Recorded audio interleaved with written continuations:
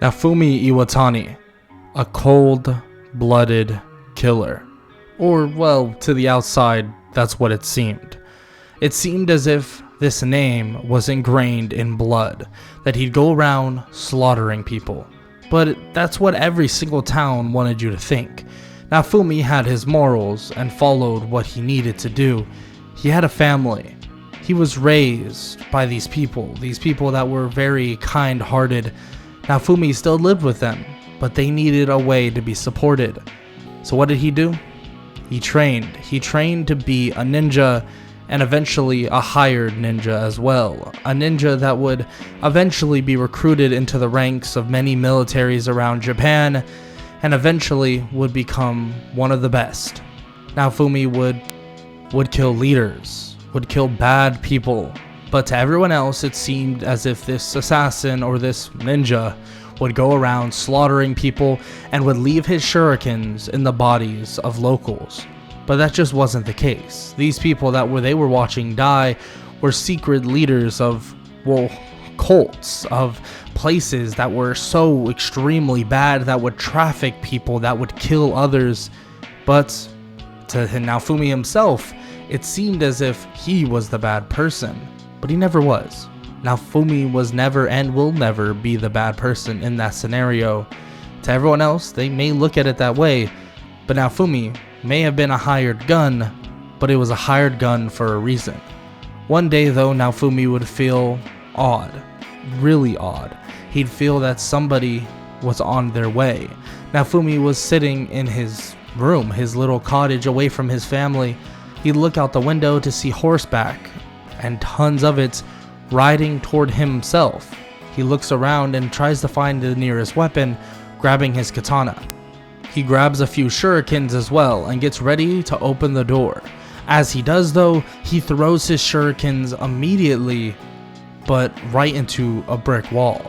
A wall with no color, just white. He takes one step into the white void, and it's as if everything began to close in on him and a bright light flashed him out of nowhere. He was gone.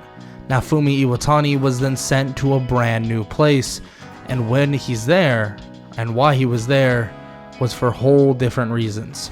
He looks around to see various other people. 3 other people in fact. He sees one with a sword, one with a bow, and one with a spear. But just as he's about to question these people, they look at him in complete shock. Well, Naofumi has the same weapon as this other guy, the sword, and the people there, or the nobles that come down, immediately try to throw Naofumi out of where they are, saying that he is a fraud, that the sword hero is already there, and that it's obvious that he is some random person. Why do they come to this conclusion? No clue. They drag him out, and Naofumi for some reason feels unequipped to actually hurt them and doesn't feel as if he can actually overpower them at this moment. Why does he feel this way? He has no clue. It seems like these guards that are currently dragging him are somehow stronger than him, but he's defeated guards twice their size, twice their strength, 3 times their strength in fact. What are these people? He gets dragged to the throne room as the king himself looks at Naofumi and tells him to not make a mockery of this kingdom, and he is to leave right now, that he will be given one more chance. But if he does intrude on the heroes again and acts as if he is a hero, he will be sentenced to death.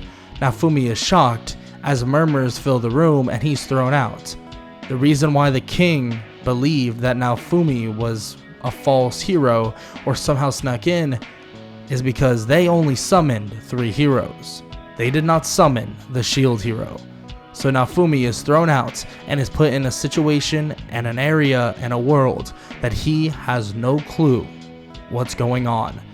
He would soon find out that this world is nothing like his own, and it's nothing like Earth itself, Japan, and it's nothing like anything he's ever seen.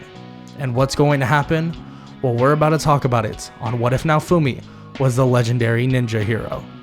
Yo, what is good everybody? It's your boy Golden Falls Golden. What if, whatever you want to call me, and I'm back with another Shield Hero What If fanfiction or whatever you want to call it. I said I was going to make this a movie.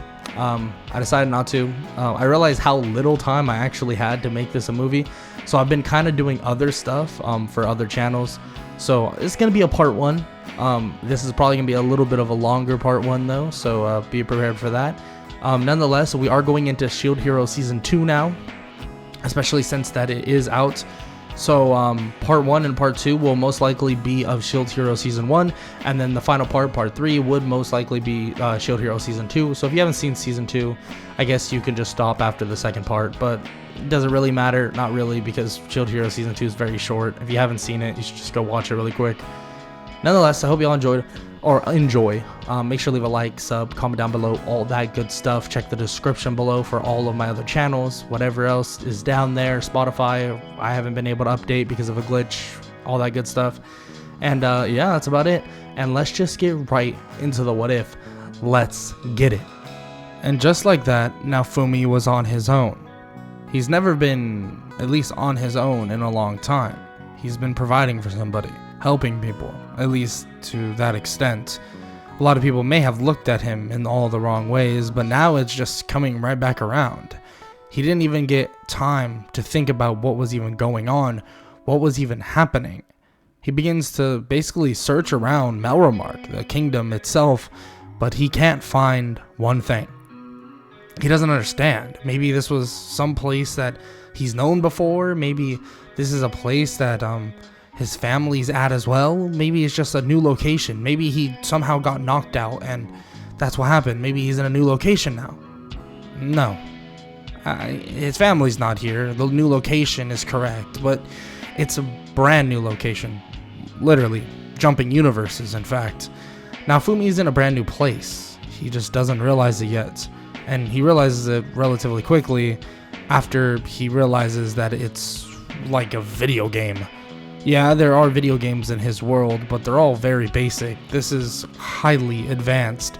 Naofumi has no clue what's even going on at that point, but he just kind of goes with it. He begins to head out, and there's vendor after vendor that ask him if he wants this or that, but Naofumi doesn't have money. He checks his pockets and realizes he has absolutely nothing, just the katana on his back, and he doesn't even have some shurikens that he used to use, and that was like, kind of like, you know, his favorite thing to use. He loved his shuriken, so that's kind of a Debbie Downer for him. But nonetheless, he walks out of the kingdom into the wilderness, and he sees these weird-looking orange balloon-like monsters. Yeah, that definitely is something he's not so sure about. He pulls out his sword thinking there's some like demons or something. He's never seen something like this in the world. Yeah, he's seen some really ugly things, but they're all human, and most of them just, you know, animals. But this is not even possible. Where are the balloon's monster's organs? That doesn't even make sense. The balloon monster then charges at Naofumi, but in one foul swoop, Naofumi is able to slice through it like paper. Of course, the balloon monsters are extremely weak. They're, well, balloon fabric, kind of, or have that rubbery fabric that Naofumi can just slice through like nothing, basically. He slices through it, and over again slices through many more as he sees his experience points going up and up and up. He realizes what's even going on. He realizes that everything is connected to killing things. At least that's his rough estimate. He doesn't really know video games like that. It's not like he had time. He basically has gotten his little brother this little video game itself before, but that's about it. Nothing too crazy. And even that video game was extremely basic. So Naofumi would continue to train, he thinks, slicing through monster after monster. After that day would end, he would sleep on the cold, hard ground. He didn't have money for anything else. I mean, how would he get it anyways? Nonetheless, he would continue to pile up more and more items throughout this entire time, hopefully to get enough money to stay somewhere, maybe?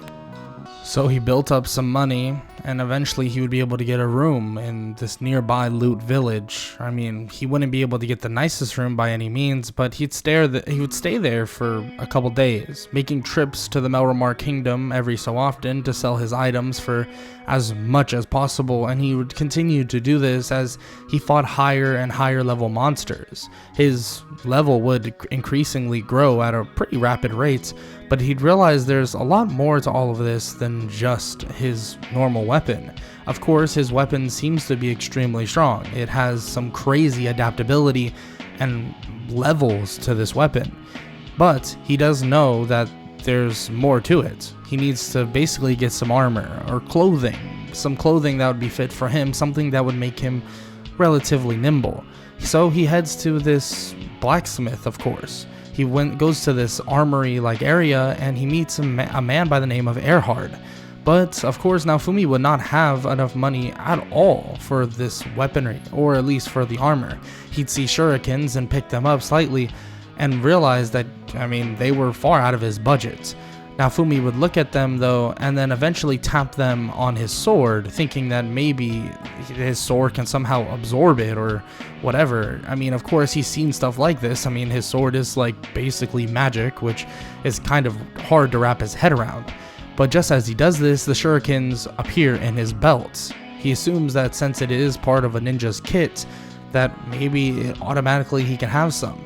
The man by the name of Erhard gets mad and says that he needs to pay for that. But Naofumi says that he has no way to pay for that. He doesn't have that much money. He was thrown out of here right when he was summoned, he guesses, or teleported, or somehow kidnapped and drugged and dragged over here. Erhard is completely confused and questions where he came from exactly. Naofumi explains his entire story and basically where he was and his family, and that he just wants to get back to them so he can make sure they're safe, and that he was basically summoned into a weird looking area in this weird kingdom. And of course, Erhard realizes what he's saying. This is one of the 4 heroes, but he's so different. He seems odd. It seems like he has a sword, but the sword is not what resembles what he believes to be the sword hero. So is he the sword hero, or is he something different? Nonetheless, Naofumi would pick out some stuff that he believes would be beneficial for himself, and then tells him that he'd be back. But Erhard stops him quickly for a second, and says that someone did come in here, and they were actually copying their weapon with various other weapons. He sees that he has a katana, and he has a couple good katanas as well, and that feel free to copy them. It'd be losing some money, but nonetheless, if he is a hero, it would definitely help. They have to fight the waves anyways, so might as well treat it as if he was one. Naofumi thanks him, and he begins copying katana after katana, and various ones are stronger than the other. He finds various ones basically with different metals, different strengths, different weaknesses, all of the above, and he points out that they're extremely powerful, and a couple he can't even use without being a certain level.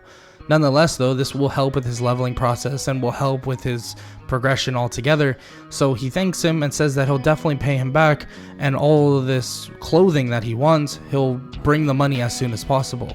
He nods and says that he does think that he should ask around. Maybe he can go to different villages, do little jobs in and out, or ins and outs of different jobs, and maybe get some money that way. Naofumi nods and he begins to leave, and he just heads out back toward Loot Village, and begins to ask people about any jobs that they can do, or that he can do.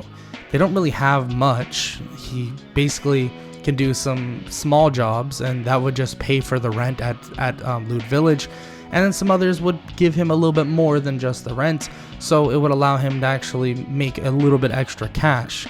He continues to do this for every so often, and basically that's the majority of his days. A lot of it has to do with just killing monsters, so it is like basically killing 2 birds with 1 stone. But one night when he's out on a mission cleaning up the forest and more or less just giving a path for these small farmers at Loot Village to basically grow their crops in the near future, he hears some weird rumbling coming from this odd looking building. It's underneath this bridge, and he begins to continue underneath it. He walks toward it and opens the door as he hears growling, squealing, and even crying. When he enters the building, he begins to look around. He sees monster after monster and creature after creature completely trapped, and a man comes out of the back and begins to question why he just walked in so abruptly. Naofumi asks him what is this and what's even going on, and he says that this is his slave market. Slave market? Why do you have a slave market? He explains that slavery is legal and that he basically does this for a living. And he asks if he wants a slave himself. He can definitely use it. He's been seeing him around, and it seems like he needs some guidance, maybe some faster leveling. Of course, he can try out some of the stronger monsters, but he's not going to beat around the bush. He will probably have to pay for, a monster that isn't as strong, because frankly, Naofumi isn't that strong. Naofumi kind of shrugs at this and begins to look around. As he does, though, he sees a little raccoon girl. It seems like she's part raccoon and part human. She's just a child. Why is she captured here? While he looks at her, it reminds him of his family, of the people that he was trying to protect and is trying to protect. He looks at the man and then looks at the cage that she's in and slices it open. He opens the door and basically helps her out of it. The man says that he needs to pay as Naofumi puts a blade up to his neck. I was hired to kill people like you. Frankly, I should kill you right now, but I don't think I will. Frankly, you're not worth my blade. But if you decide to come after me, after anybody else, I will. Naofumi helps her out the door and is about to leave, but just as he's about to leave, a monster comes charging from behind him. Just out of instinct, he's able to dodge, and it's weird. When he does, a mist of himself is left in its wake, and it seems like the monster is pouncing still on the mist. Naofumi then throws a shuriken straight at the man's head, and it impales it immediately, going right through his skull and killing the slave market owner immediately. Naofumi stares at the monster as the monster continues to maul the shadow, and Naofumi walks up to it as if the monster doesn't even know about his presence. He grabs the monster by the neck and throws it at a wall. What was that? How the hell did I even do that? Naofumi walks toward the monster, and the monster seems to be calm, as if Naofumi isn't even there. His presence is long gone. Naofumi is completely shocked at what he's somehow doing. Of course, he doesn't know that he's doing it. He doesn't even know what he's doing. But he looks around and begins to think that he should set free all of the more peaceful and lower level monsters, and that they can kind of just do whatever they want. So he does just that, setting them all free and capturing the other high level monsters in nearby cages, making sure they stay just where they are. Naofumi believes that he should just warn somebody, maybe royalty, maybe something.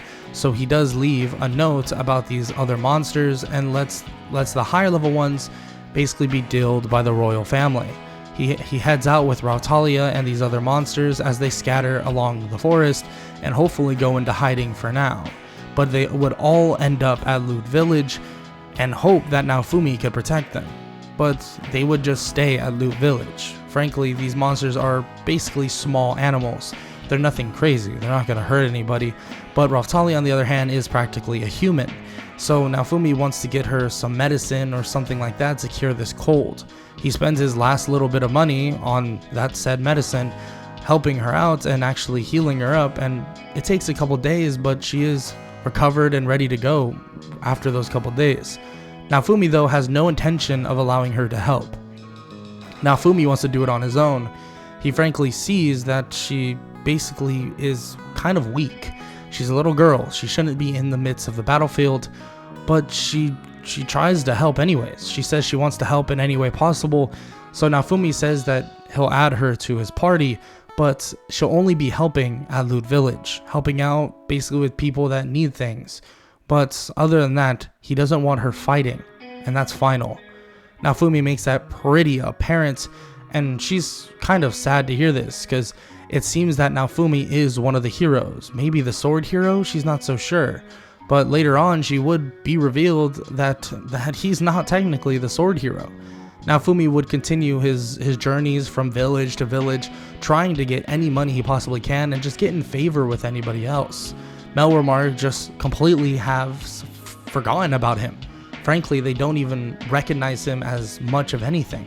They don't have record of him being a person of the Melromarc kingdom, and they don't have any want for him to be one of the quote-unquote heroes. Naofumi, though, eventually would get news of this small cave. a cave that Loot Village knew about but didn't think he was ready for initially. But now that he's leveled up and they're about halfway until the next wave that he kind of only knows about because of the villagers there and how they assumed that it was kind of just on a per 30-day basis, he realizes that there's a mine nearby that he can actually make some good little bit of money. So he gets a pickaxe that a villager offers him, heads over to the mine and begins mining some minerals and materials as much as he possibly can. He continues on with this until basically a couple days have passed, and the third day he would come in, he would see footprints of this monster. This monster seemingly didn't sense him, and the monster comes out and spots him. Naofumi gets jumped by the monster, and he thought no monster was even there. But again, Naofumi dodges as a mist is left behind him, and it seems like the monster continues to attack it.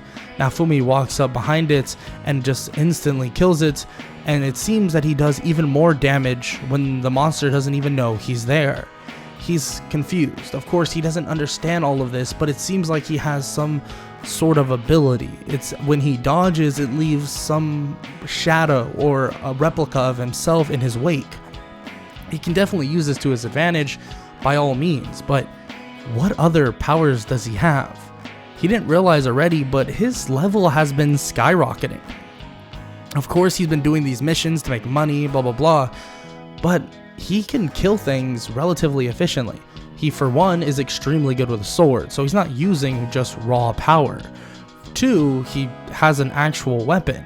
He doesn't just have to rely on his other party members. Frankly, he doesn't necessarily have any party members. So he's just building up experience points relatively quick.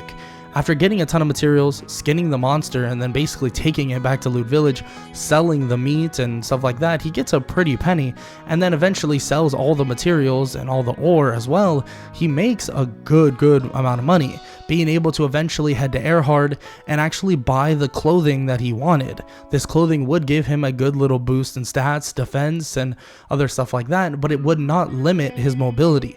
It looked very similar to some garb that he would use on his missions back home.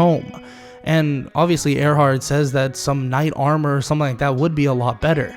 Now Fumi walks up to it and touches it, and the armor actually shocks him. He backs away slightly, and Erhard says that is definitely something. Now Fumi shrugs and says that it might have something to do with his type of class maybe, or whatever this thing is, in which Erhard is confused. Class? What the hell are you talking about, kid? Never mind, I don't know. Now Fumi is obviously confused. He doesn't get half of the stuff that's going on, so he kind of just goes with it. Now Fumi just takes what he can and thanks Erhard for holding on to it for him, and Erhard says it's really no problem. He doesn't want to give away his secrets, but at the end of the day, it's not like anybody was coming in for ninja clothing. That is far different than anything anybody else would want, but if it benefits him, it benefits him. Now Fumi nods and actually does realize that the armor has a heavy benefit. It does give him slight defense boost, which is very minimal, but still. And it does give him some other boosts as well, but the main thing it does is it upgrades his agility, his speed, and anything else like that. Anything that would do for him being sneaky or fast or agile, it ups like crazy. He didn't realize that this armor would actually give him these type of boosts, but it seems like it's less the armor, but just more like his quote-unquote class, or him being the ninja hero combined with the armor gives him that type of boost. So he's happy with it. It actually seems like some attacks that come his way are just instantly kind of sensed based off of reaction and honestly based off of the stats. It seems like his training in the past is actually helping him with extreme amounts right now. But unfortunately, it kind of balances out, especially when he doesn't understand the world to that degree. But Erhard, before he even left though, would give him something, saying that maybe one day he'll get another party member, so he should at least take this simple sword, which is a katana like his, but it's very dumbed down. It's nothing crazy, so he decides to bring it back to the village, and he goes over to Raphtalia, telling her that he still doesn't want her fighting, but decides to give her this, saying that this is a sword. He wants her to learn how to use it. Some of the other villagers may not know how to use a sword, but he's sure that there's maybe one or two that probably know a good little gist around it, so maybe she can practice it. But right now, he doesn't want her going out and getting hurt.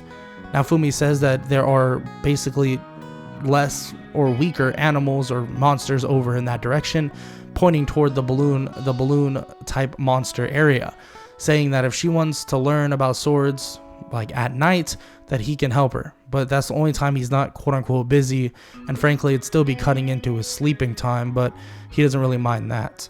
Nonetheless, Naofumi has about 10 more days until the next wave, so he begins to just search around. He begins to head off and basically go village to village trying to get more and more money. And when that is basically just run dry, Naofumi takes this last bit of days to just train, and decides that for the last half or 5 days, 6 days, he would actually just train with Raphtalia, making sure that she can get the most amount of experience she possibly can. And she gets about to level 15 to level 16, but she isn't like crazy strong. She's actually in her teen years now, which confuses the hell out of Naofumi, but Naofumi still is against the idea of her fighting. Everybody in Loot Village has been preparing though for this wave. They've known Naofumi for a long time, and that's all he brings up, saying that they need to be ready for the wave and ready for this and that. Naofumi has told that to the other villagers as well, and just as the wave is coming and approaching, Loot Village does bring up that he should check the Dragon Hourglass, that it's probably a day or so until the next wave, but checking that would be beneficial. So Naofumi does just that, heading over, and Raphtalia begs him to go with him, so he says it's fine.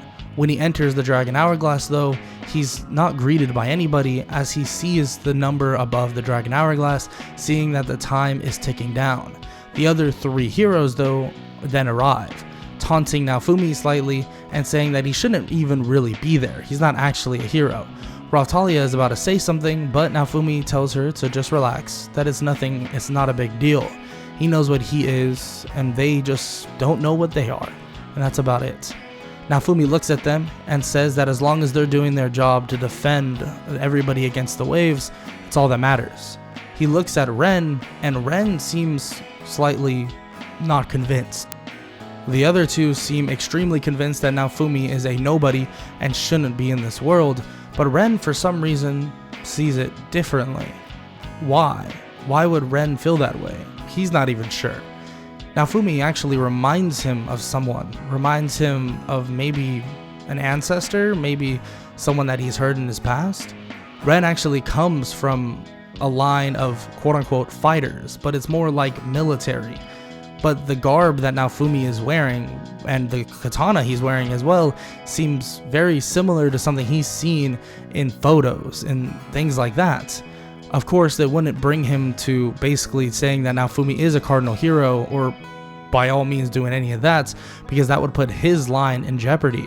Of course, he's the sword hero. Now, they don't know what Naofumi is. He's wielding a sword. What are they going to call him? The ninja hero? That's outlandish. There's no such thing, right? They don't know. Obviously, they're kind of clueless, but nonetheless, Naofumi would see this and nod toward the 3 of them, telling them all 3 good luck, and that they should protect as many people as possible. Naofumi leaves with Raphtalia and tells her that they need to leave after this wave as soon as possible, that this country seemingly slowly but surely feels odd, corrupted, and he doesn't know if he can stop it, not at a quick enough rate. Raphtalia questions why he would feel that way, but he explains the entirety of his beginning, basically of how he got here and what happened. She's kind of shocked to hear this, but Naofumi says it's completely fine, but it seems like Ren is questioning it. The other 2 are not. They're frankly will eventually be clueless to the point where maybe they can, whoever's royalty can kind of wrap them around their fingers and do whatever they want. Nonetheless, Naofumi gets prepared with the extra bit of money he's gotten from any missions and any mining adventures that he's done, and basically gets some healing stuff and other things like that, and gets ready for the fight. The first wave will be upon them in 24 hours, and as 24 hours has been eclipsed, it now begins. The sky begins to change, the colors begin to turn into this purple, dark purple, and the skies begin to just make these weird wormholes. he immediately gets a prompt saying that he can go to the main boss, but Naofumi tells the prompt no, that he's gonna stay at Loot Village and protect as much as possible. Just as the giant monsters arrive, there's skeletons, giant hornets, and various things alike, and he begins to slice through them like butter. Every single attack, it seems like he chains them up and he's going faster and faster. He doesn't realize the speed that he's running at. He's slicing through monster after monster, going building to building. The other people there have either evacuated, or the people that want to fight are in a defensive position, allowing Naofumi to take the brunt of the attack, but then striking when Naofumi has their attention. Shadow stepping all around, leaving different basic clones of himself in a way, but just these dark shadows that basically just occupy a distraction. Naofumi begins to slice more and more, but as he slices through the 10th monster, it seems like it just blows up into this smoke. Naofumi realizes that he is kind of the shadows. He lurks through the shadows, and it allows him to slice through monster after monster without being really detected. But every monster seems to do or get more damage dealt to them when he sneaks up behind them. So he does just that, sneaking up behind monster after monster, throwing shurikens from behind, and just using the walls and different curves around the area to his advantage, throwing shurikens off of them and doing massive damage to the back or to the backs of the monsters. Naofumi realizes that this is extremely beneficial right now, but there has to be more for him to do. He's not so sure, but maybe he'll find out sooner rather than later. Luckily, he's able to kill the monsters faster than they can actually show up, and frankly, the village is pretty safe. Raphtalia is as well, and she was able to get some training out of this too, getting to about level 20. Naofumi, on the other hand, since he's been training kind of on his own, and been just grinding levels on his own as well, he's nearing about level 45 to maybe even closer to 50. He has an extremely good use of his sword. He just knows how to use it. Same thing with his shurikens, far better than most people. His martial arts skills are on another level as well, so frankly, it's kind of easy to kill brainless monsters, at least at the moment. Naofumi continues until the wave is finally over, and there would be no invitation for him for a job well done. Of course, the Melremark doesn't even want anything to do with him. But right after all this is said and done, Naofumi tells Raphtalia that they're going to get things settled and they're going to be heading off immediately. Naofumi isn't sure how they're going to do it. Frankly, they have no travel way to travel, anything like that. So he decides that maybe he should go check out the slave market. Maybe the royalty or the people of the royal family haven't really looked into it when he left that note, and when he heads back, he realizes, well, look at that, no one has. Of course, there's literally and absolutely nothing they've done. So they begin to walk around, and he walks toward the same monster that was basically sicked on him when he threatened the slave market owner, and that's this werewolf or wolf-like man or wolf-like creature. He walks up to him, and the wolf-like creature doesn't even bark, doesn't get mad, doesn't flinch. Naofumi kneels down and looks at the monster in his eyes, and it seems like the monster immediately knows who his master is. Naofumi lets the monster out as it acts like a normal dog.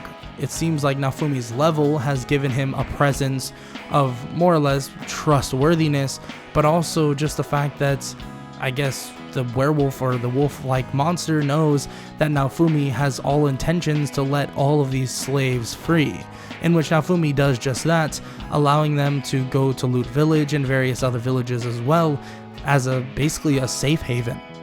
And Naofumi makes sure all of them are in line, so he takes responsibility for all of them, saying that they are all technically part of his party, but they will stay here on various village after village. So the slave market is kind of cleaned out, and, well, relatively quickly. He's kind of shaking his head at the fact that he literally told these people that there are slaves, monsters, and stuff like that in this place, and they still left them there. Their choice of action was to leave them there to hopefully starve to death. But Naofumi knew they weren't going to starve to death. That just goes against all of what's been going on. If they're slaves and they've been basically fed absolutely nothing, they'll live a long time. Will they suffer? 100%. They would be suffering, but they'd suffer for months before they die. That's just how it would be. If a little girl like Raphtalia could live as long as she did in slavery, then you think feral animals would be able to do it? Of course. Naofumi knows this, and it's just science at the end of the day. But luckily now, and hopefully, they can have a slightly better life not being inside of captivity. Naofumi, on the other hand, looks at the wolf-like monster and asks if there's any way that he can actually, help them with a bit of travel. He actually nods toward Naofumi as if he understands him, and he grows in size, being almost the size, or about half a size, of a freaking house.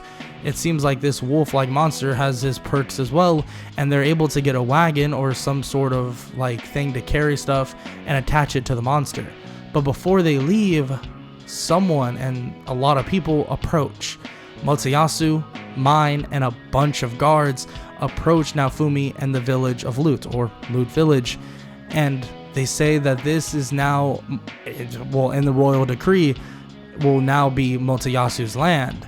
But Naofumi walks over, seeing all of how they're going to tax them and everything they're doing, and Naofumi disagrees completely, saying that this is outrageous, outlandish, that this is ridiculous. And he says he won't allow that. Mine reminds him that he is no hero, but if he wants a fight is what he can get. And if he wants one that badly, Sir Motoyasu will definitely oblige. A shadow then appears, and Naofumi senses this shadow from basically a long time ago, and he actually looks before she even shows up. And the shadow is slightly impressed at the display that Naofumi just showed, but just ignores it for now, giving Mine this letter, it seems. She gives this letter, and Mine gets mad, saying that this will be for the village, that if Motoyasu beats him, that he has to leave forever and leave Melromark. But if he wins, then they'll leave him alone. Of course, Naofumi just shrugs at this and says that he'll take the duel. He doesn't really care. So Naofumi does just that. A duel is set up, and they actually go to this arena. And he tells his wolf-like man, or wolf monster creature thing, or werewolf creature that he hasn't named, and he'll definitely have to name. He tells him to stay, and he heads over by himself. It's now Motoyasu versus Naofumi in that same arena. An arena that just looks like a gladiatorial arena. Naofumi looks around and kind of gets flashbacks, throwback to when he was in an arena like this so long ago. He's fought in basically underground arenas before, but this is something different. This just feels like that they're being treated as basically dogs, being thrown into arena to fight. He finds disgust in it and wants to make do of all of this as quick as possible. Just as the fight starts though, Motoyasu begins to go on the offensive, and Naofumi quickly understands. He's not trained. Not by any means. The strikes are not to the most powerful degree. Everything he does is too linear, and frankly, everything he sees is so slow in a way. He sees every attack. Everything is already thought out before it even happens. And it's as if he's just some kid. He's just some guy that used to play video games and thinks he can fight. Wait. He realizes the other three heroes, they're seriously just kids. Naofumi realizes this and is in complete shock, and even asks Motoyasu this. Wait, are you seriously not trained at all? Are you some college student or something? Motoyasu tells him not to be stupid, but of course he is. You gotta be kidding me. You're some college student. Naofumi immediately disarms him, kicking the weapon over to the side. You see how quick that was? Anybody with part of your strength will be able to do that to you. Wow, I can't believe I'm dueling somebody that isn't even trained. My master would be definitely disappointed in me. Look, I have no intention of killing you, and frankly I don't want to knock you out. If you want to yield now, you should. If you pick up that weapon again though, I'm either going to kill you or I'll knock you out. There is no in between. Naofumi makes this abundantly clear. Of course, he's shown his upper hand, and Mine sees this, but nonetheless Motoyasu and his ego picks up his weapon again and charges at Naofumi. Naofumi, though, then gets blasted in his back by a magic spell as Motoyasu plunges his spear into his chest. Or at least that's what they thought. There's an image of Naofumi of that just happening. But Naofumi is behind Motoyasu, hitting him extremely hard with the hilt of his sword or katana and knocks him out. He looks at mine and sheathes his sword. You know, you really shouldn't get involved with, a duel. It's kind of disrespectful. And you'll be next if you're not careful. He then walks over the body of Motoyasu and says that a deal is a deal, and if they don't keep up their side of the bargain, that they will be held to pay. The other two heroes see this. Ren sees this as well, and he gets a confirmation that Naofumi is different. He thought initially maybe he was a different version of the sword hero, maybe he had something to worry about, and his ego would get the best of him, basically saying that he wasn't going to help Naofumi, especially get back to the kingdom. He wanted the money as the sword hero, but he would realize Naofumi is a different type of hero. So before Naofumi could leave, he does compliment him in what he was able to do and apologizes slightly in his own little weird way and kind of egotistical way that this happened to him. Of course, this wasn't Ren's fault. It wasn't Itsuki's or Motoyasu's, but they didn't do anything to stop it, so frankly, what were they supposed to do? But nonetheless, Naofumi says there is no grudge at all. As long as they're protecting this place and as long as they're taking this seriously, he doesn't care. Naofumi then leaves and heads off, and this would instill something different into Ren's mind, especially having someone that is wielding the same weapon as you or something similar. Basically wanting to keep up with Naofumi is something Ren will definitely want to think about. So maybe this will make him a better hero. Nonetheless, Naofumi would head off with Raphtalia and eventually meet up at Loot Village with everybody, saying that their village should be fine, but the monsters there, or at least the people or the monsters that were slaves, should help with the protection of Loot Village if need be. So, Naofumi and Raphtalia and also their giant werewolf then head off.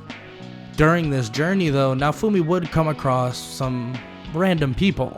He would come across a young man that is traveling to see his grandmother and wants to get there as quick as possible. Naofumi looks at his werewolf and actually remembers he needs to name him. He looks at the man and asks if he has any good names. The man is terrified. What the hell is this giant wolf doing here? Naofumi shrugs and then looks at his wolf again. You know what's a good name? Lobo. I think Lobo would be a good name. What do you think? The wolf, or the giant werewolf-like creature, of course, howls and thinks that's a great name. So he throws the man on the werewolf and he jumps on as well and tells Raphtalia to be safe. They'll only be a couple minutes. They jump off and run at insane speeds to the location the man needs to get to, and they're able to get the medicine to the grandmother. Of course, the medicine isn't as strong as, well, it would have been in canon, because Naofumi doesn't have the abilities that, well, the other Naofumi would. But eventually the grandmother would recover, and it wouldn't take too long. It seems like the grandmother is actually strong herself. It seems that she has her special kind of key that she uses. So the rapid recovery rate would still be implied, but it would just be over the course of a couple hours. Of course, she would thank Naofumi, and the man would offer to give him something, maybe fruits, but Naofumi says that as long as he can get a couple fruits for Lobo over here, that he doesn't really care. Throwing some fruits to Lobo, having him eat them, and then they just head off once again.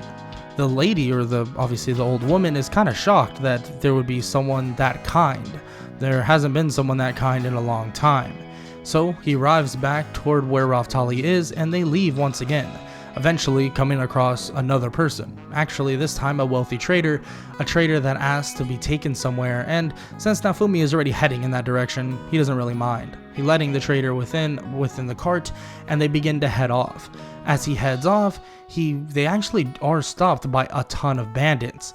But as Naofumi stands up, the bandits see who he is. They all apologize and they don't want any trouble. He's kind of confused, but it seems like there's been word getting spread around by this ninja, the ninja that wears this red scarf and this dark red aligned black clothing. This ninja should be feared. This ninja has been slaying monster after monster, and the strongest monsters all through the land, from village to village. Naofumi hasn't been that far, but I guess word gets around when you go to maybe 3 to 4 villages that are kind of nearby Melromark. And when word spreads from village to village and then off to the villages he hasn't even been, of course, there's gonna be some people that are against it, with it, or terrified of it. Naofumi sees that these people are scared because, frankly, they do bad things. Naofumi approaches them and says that if they stop this now, that he won't hurt them. That they all should be supporting each other, especially in a time like this. There are waves that are coming. People will die, but if they all band together, they should be able to help each other, no? And they're all in agreement by this. And Naofumi would tell them where the location of a new village is and says that if they want real training, that he wants to start training all of these people. Raphtalia questions if this is a good idea. Frankly, it's going to be a lot of time out of his pocket, but Naofumi says that it's fine.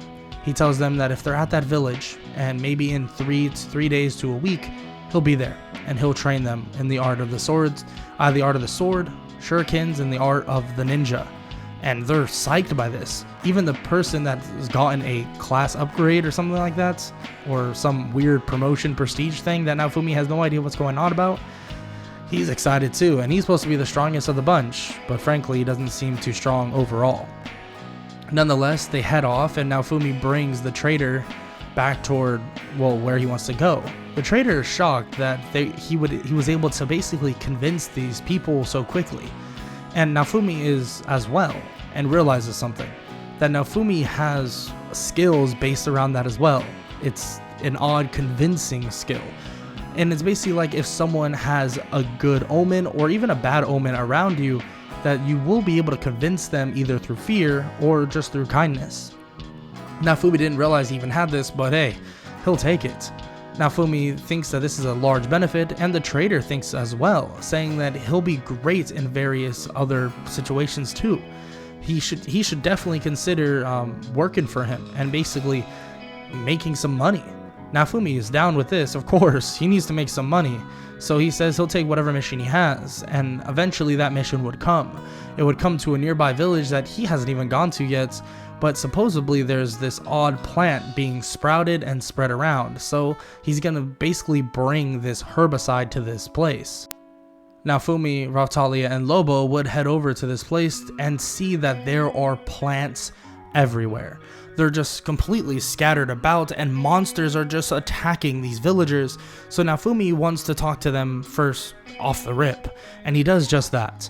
He speaks with them and speaks with the leader that is there, and he hears everything that's going on, and he is baffled by it, hearing that the spear hero was the reason why this all happened, and he thinks that the herbicide might not be enough, but he picks it up and he thinks, well, maybe if I can absorb it in my sword, is that a thing? So he decides to do just that, and it actually unlocks a new katana. It seems like it unlocks something known as the earth katana, but it's more like a plant katana.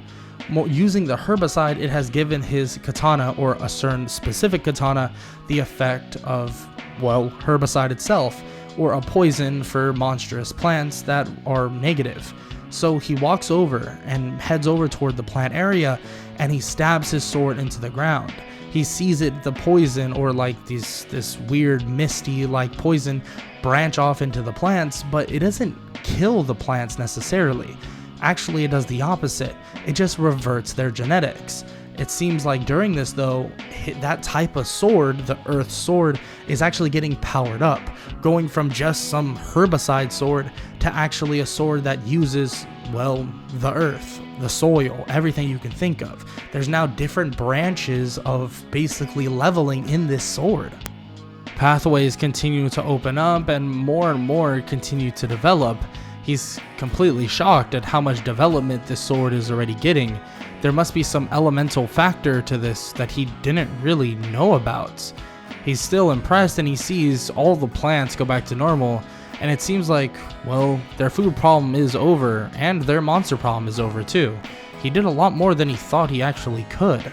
He heads back up and explains what happened. All of the people are super happy, calling him some sort of messiah, that he's the ninja messiah of Melromark. But Naofumi doesn't really like that name, saying that they can just call him Naofumi, that it's just fine. Naofumi then tells them that to be safe and to make sure nothing else happens, and that he'll be around to check on them every so often in the near future. Nonetheless, they're going to have to go on their next missions after they get a little bit of money that they already had.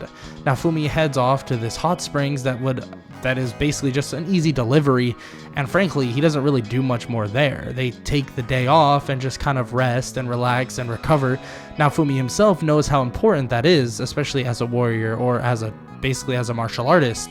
After that recovery day, Naofumi heads off, and he actually doesn't get a mission.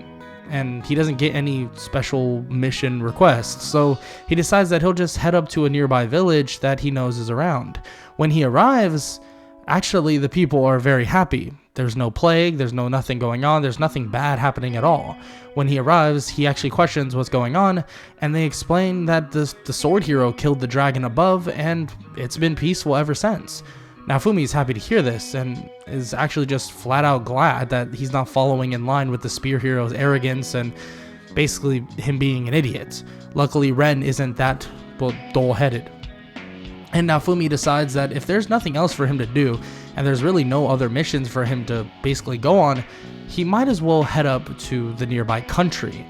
The country right above them, that is Shield Frieden. When he arrives, he just is greeted by a bunch of people, demi-humans and other people alike. They're extremely nice, and when they see Raphtalia, they're super excited to see someone actually traveling with the Ninja Messiah. There's no way that name and title really got this far. That just sounds horrible. Ninja Messiah, like what is that? Naofumi just shakes his head and just says that they could just call him Naofumi. Like, Naofumi is completely fine, that's his actual name, and they don't need to call him the Ninja Messiah. And Naofumi kind of laughs about it for a little bit, but then asks about anything going on. That supposedly he was a summoned hero, but Melromark refuses to believe that, and he wants to know if basically it's for the best if he leaves, or what's going on in quote-unquote other countries, because obviously they exist. And he explains, or the noble there of Shield Frieden explains that they've been kind of fending off on their own. Siltveld has, Fallbray has, everyone else has. Every single other country has been on their own. All the heroes aren't supposed to get sent to one place. Once Naofumi hears this, he's kind of shocked. Okay, but what about the Shield hero? I've heard little things. I've heard them say that they didn't even want to summon the Shield hero, and that's why they didn't show up, so it shouldn't have been me. Naofumi explains this, and Shield Frieden is shocked to hear this as well. The Shield hero isn't at Melromark? They immediately spring into action thinking maybe they can summon him, but then they quickly realize and hear through the grapevine that the Shield hero is actually in Siltveld. Who is this Shield hero? He's not so sure. Nonetheless, he speaks with the people of Shield Frieden, and he actually finds the best place to actually train over in Shield Frieden. Both Lobo and Raphtalia, more Lobo at this time, they're both extremely strong, but they're actually going to need class upgrades. The people of Shield Frieden inform Naofumi of this. Naofumi had no idea this even existed. Frankly, he's been given very, very little information, so he decides that he's actually going to train nearby Shield Frieden for the rest of this time, since he has an extra bit of time to go. Of course, the next wave is in about, you could say, a couple weeks, but Naofumi is debating with the fact that should he go back to Melromark for the wave or stay at Shield Frieden. He hasn't quite decided yet, and he'll definitely make that decision relatively soon. He wants to go back and check on Loot Village, and then he probably would head back to Shield Frieden if he so chose, and he might just leave Lobo in Loot Village to make sure that everything is safe just in case. Lobo is fine with the idea.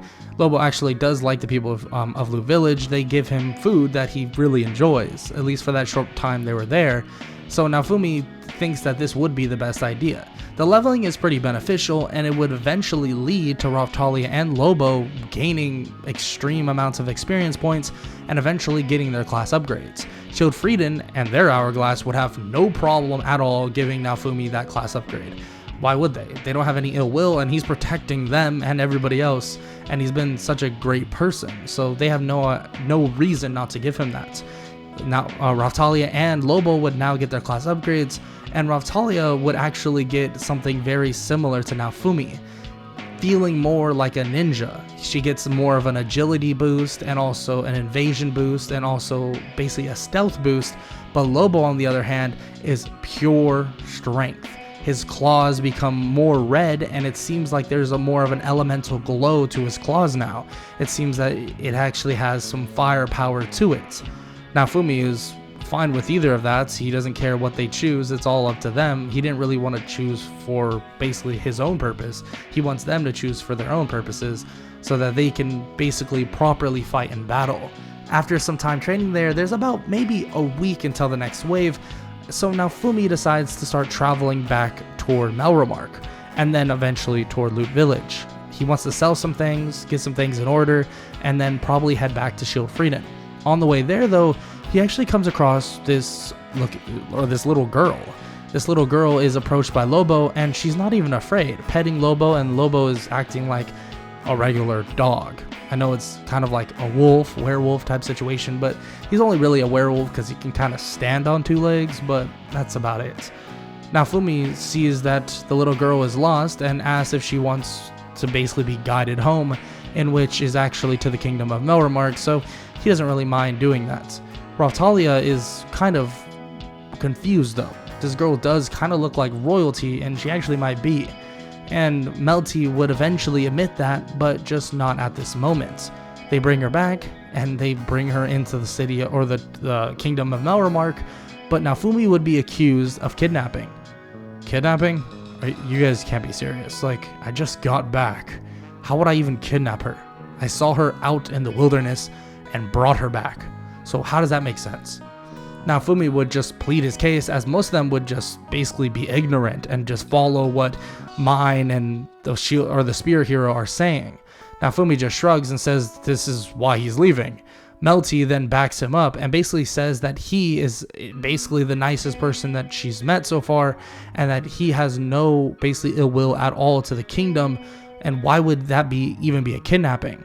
The royal guard would eventually stand down, and Melty would see her sister in action, being that manipulative witch that she really is. Nonetheless, Naofumi says that he's going to be heading off, that he'll check on them once again after the wave is finished, but he'll have to deal with his own accord. So he heads off to Loot Village, and he begins to tell them what the plan is, which they're kind of fine with.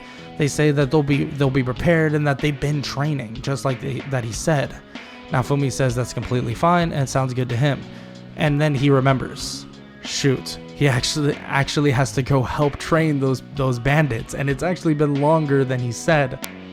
He gets Lobo to drop him off, and Lobo actually heads off to another place, another odd-looking village, and it seems like Lobo and some other people of various other villages that Naofumi has already affected has gone and met these refugees. It seems like these refugees are actually getting help by people that Naofumi has helped, so luckily he won't even have to worry about it. Naofumi, now arrived at this village, says that he only has a couple days to help these people train, and he does just that, apologizing for taking so long, and says that he got extremely caught up in whatever else he's been doing. He apologizes for that, but he trains them as much as possible and tells them to protect this village, and that he'll be heading off to Shield Freedom.